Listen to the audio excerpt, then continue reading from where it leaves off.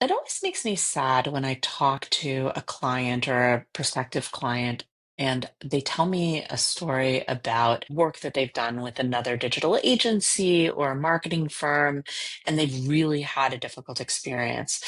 Happens surprisingly often where they tell me things that just makes me cringe internally. And one of the things that I've given a lot of thought to because of this is what are some red flags that happen during the sales process that really reflect problems or for sage that are going to manifest into um, problems that are going to plague the project. My name is Erica Dickstein. I have a firm, Spring Insight, and we obviously do digital marketing. So, okay, let's talk about some red flags and what you should be looking out for and why it's such a problem. The first red flag let's talk about is the sales process.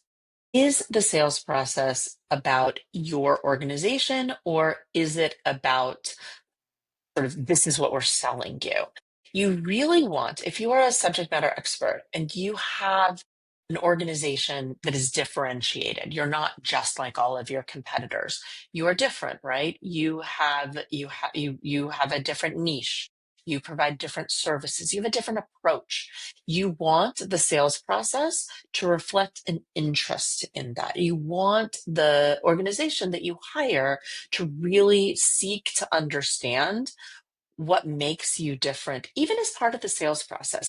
The real deep stuff that is going to happen when you do discovery after the project has started. But even in the sales process, you want an organization that is curious, that wants to know what makes you different so that so that they're starting to think about this process. They're not just giving you a rubber stamp website. They're not just thinking, okay, well, here's how I make accounting firm websites. Fact number two, communications.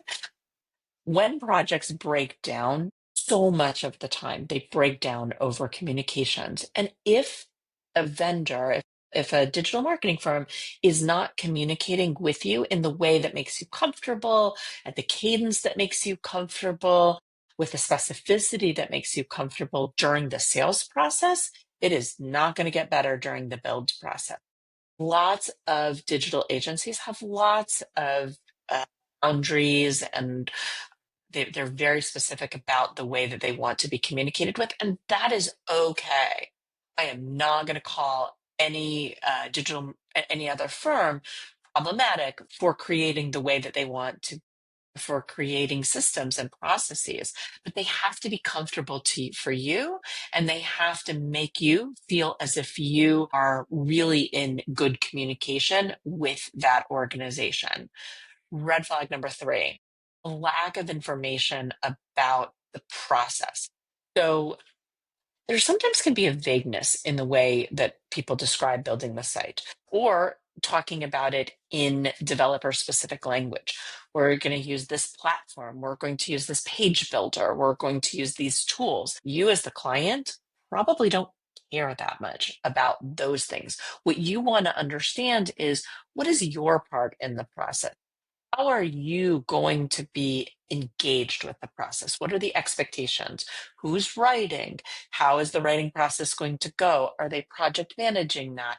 Right? Those are all questions that you really want to understand as part of the sales process so that it doesn't come as a surprise when once this is signed, what you're doing, what they're doing, and how this process is going to work. Finally, red flag number four, a proposal that lacks details. And it lacks details, again, about that process or about pricing and what is included. You're making an investment in your organization and you want a proposal or a proposed agreement that reflects what your expectation is and that really does give you comfort that it is providing you with what you have in your mind. There's not vagueness about it's a website.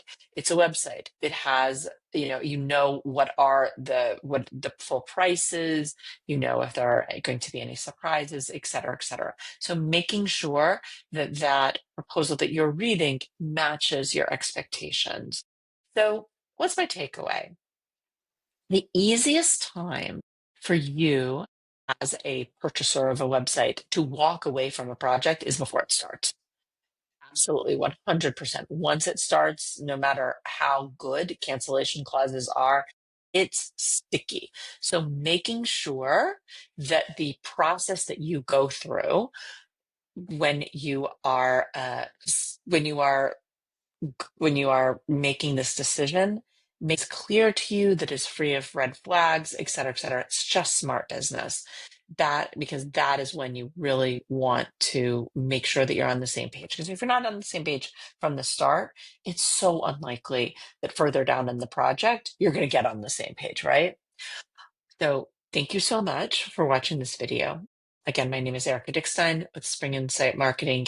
If you enjoyed this video, if you found the content to be valuable, please subscribe to our channel. We regularly put out content about generative AI optimization, website creation, ongoing marketing support for subject matter experts, government contractors, and associations. And if you are ready to build a website, go to our website, springinsight.com, sign up for a consultation, and we look forward to chatting with you.